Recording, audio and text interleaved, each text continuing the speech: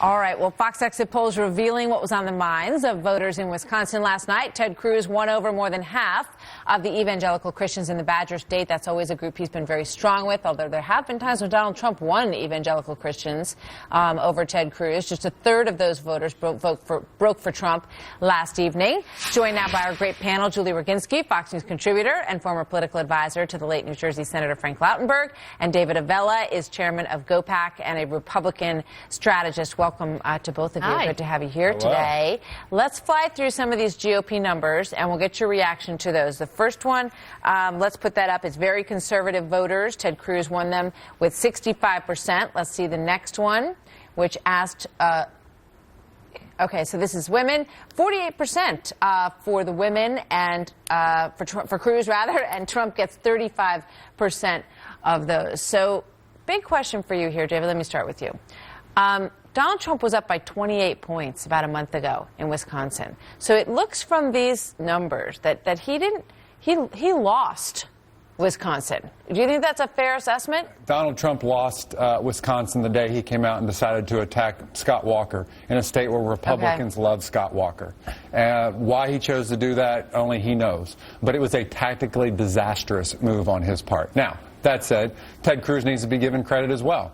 Historically, you look at Republican voters, and I wrote about this a year ago in the Wall Street Journal. We value people with government experience and with a track record, so we can look to see, does your rhetoric match up with your principles that you talk about? And Ted Cruz now is starting to win many of the groups that is critical to him ultimately becoming the nominee, because they can look at his record and say, yes, he really has done what he said he was going to do. I mean, it may sound like a very obvious statement, what I just said, which is that he lost. And we know he lost in the numbers. But what I mean by that, and you understand what I mean, is that sometimes somebody just wins. But sometimes you have traction in a state, and you lose that traction in a state. And when you look at the numbers with women, he had what's been called the worst couple weeks of his campaign when it came to women voters, and that also showed up last night, Julie. Oh, no question. I mean, he's had a disastrous few weeks with women attacking women left and right across the board, regardless of party, regardless of affiliation. His abortion comments were disastrous because he walked them back, and then the pendulum swung from being almost too extreme on the one hand, even for Republican pro-life voters, to being too extreme on the other, which he said essentially we want to keep abortion laws intact. Well, that abortion is legal in this country right now, so all over the map there. And you're right, he attacked Scott Walker. He also attacked Paul Ryan, another Wisconsinite who it makes no sense to attack in a state where Paul Ryan is very, very, very popular. So I think Trump has tried to become the nominee by virtue of his personality.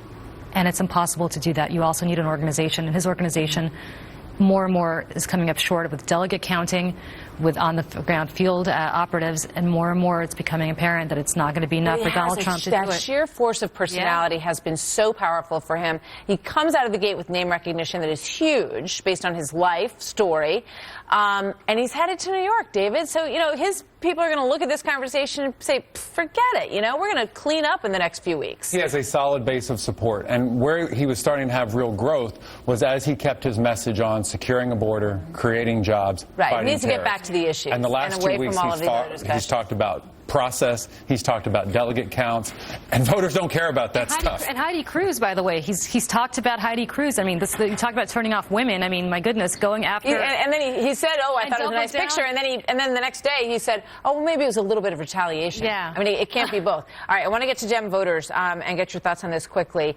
Look at these numbers for Bernie Sanders. Under 45, he gets 73% of people under 45. Dems asked, you know, who cares about you? Which candidate cares about you? He gets 71% of those. Honest and trustworthy.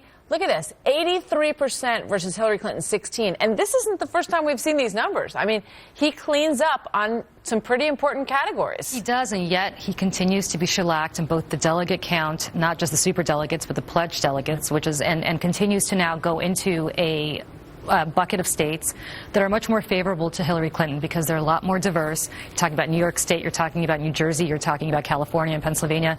Demographically, a lot more friendly to her. Wisconsin was a great win for him, but Wisconsin is about 88% white. He does very well in states like that. He does not do much better when it comes to states that are more diverse, and that's where I think you're going to see her really be able to capture the remaining delegates that she needs, the pledged delegates, not even the super delegates. I did an interview this week that got criticized for being very short on details and understanding of foreign policy. see, and that may have hurt him a little bit as well. So we will see. David and Julie, thank you. Thank you so Good much. to see you both.